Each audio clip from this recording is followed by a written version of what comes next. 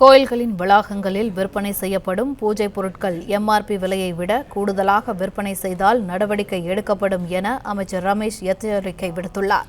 இதுகுறித்த கூடுதல் விவரங்களை எமது செய்தியாளர் யுவராஜ் வழங்க கேட்கலாம். வணக்கம் யுவராஜ், இதுகுறித்த கூடுதல் விவரங்கள். வணக்கம்.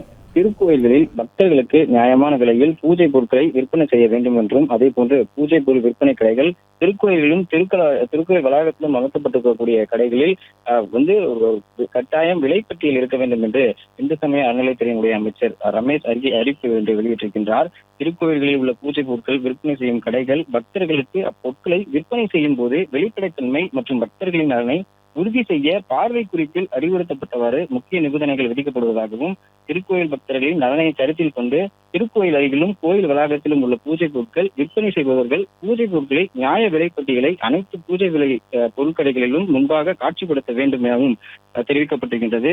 ஆணையருடைய உத்தரவு பெற்று விற்கப்படும் பொருட்களுக்கு ஆணையினால் நிர்ணயிக்கப்பட்டிருக்கக்கூடிய விலைப்பட்டியலின்படி விலைப்பட்டியலை காட்சிப்படுத்தி மட்டுமே பொருட்களை விற்பனை செய்ய வேண்டும் எனவும், ஆணையரிடம் விலை நிர்ணயம் செய்து அனுமதி பெறப்பட்ட பொருட்களை நீங்களாக ஏதேனும் பூஜை பொருட்கள் சிறப்பு பொருட்கள் உத்தரவு பெறாமல் விடுபட்டிருக்குமானால் திருக்கோயில் செயல் அலுவலர்கள் நிர்வாகிகள் ஆணையருக்கு விண்ணப்பித்து விலை நிர்ணயம் செய்து பூஜை பொருட்களை விலைப்பட்டியல் சேர்த்து காட்சிப்படுத்த வேண்டும் என்று அமைச்சர் ரமேஷ் தெரிவித்திருக்கின்றார். அதன்படி அனைத்து திருக்கோயில்களிலும் இருக்கக்கூடிய பூஜை பொருட்கள் விற்பனை செய்யக்கூடிய கடைகளில் கட்டாயம் விலைப்பட்டியல் இருக்க வேண்டும் என்கின்ற அந்த அறிவிப்பை இந்து சமய அறநிலையத்துறை அமைச்சர் ரமேஷ் வெளியிட்டிருக்கின்றார். பிளே ஸ்டோர் மற்றும் ஆப் ஸ்டோரில் இருந்து பாலிமர் செயலியை QR கோடு மூலம் பதிவிறக்கம் செய்யுங்கள். செய்திகளை உடனுக்குடன் பெறுங்கள்.